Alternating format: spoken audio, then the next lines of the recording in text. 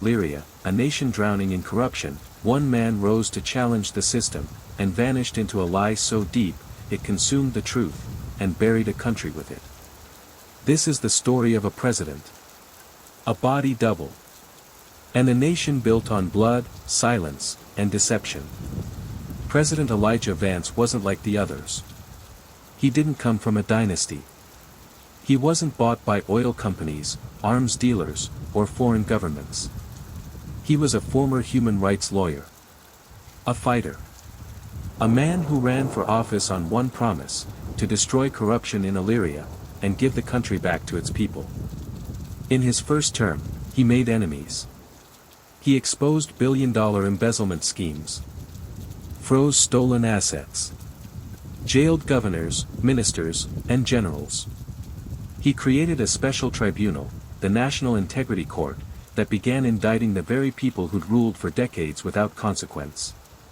But power doesn't die quietly.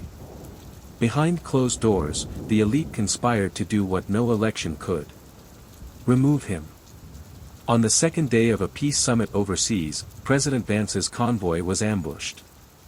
The official report said he survived, barely, rushed into emergency surgery at a foreign military hospital. All communications were blacked out.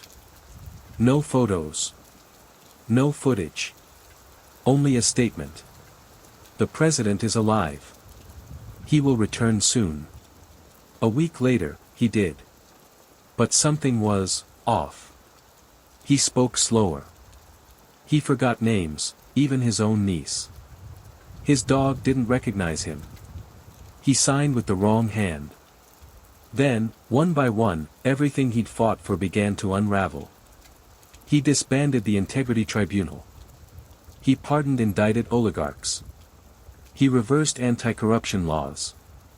And when questioned, his responses were vague, scripted, hollow. Some whispered the unthinkable.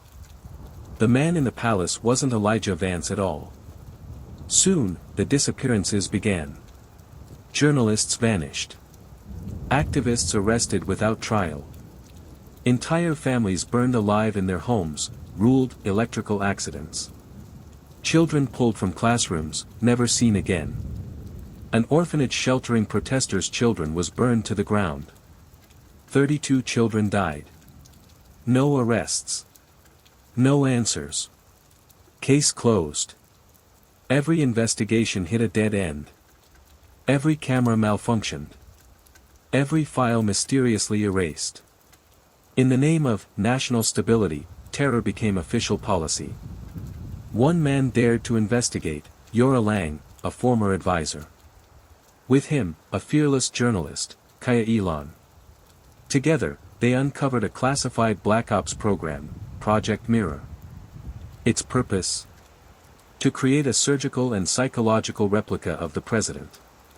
Documents revealed that Elijah Vance had died in surgery. The man in power was a trained intelligence officer, reconstructed, coached, and implanted as a puppet. Controlled by a secret council of generals, tycoons, and foreign agents. This wasn't just identity theft.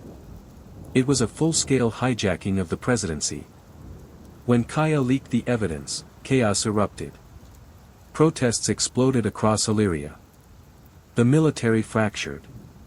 Parliament was stormed. Civilians faced tanks in the streets.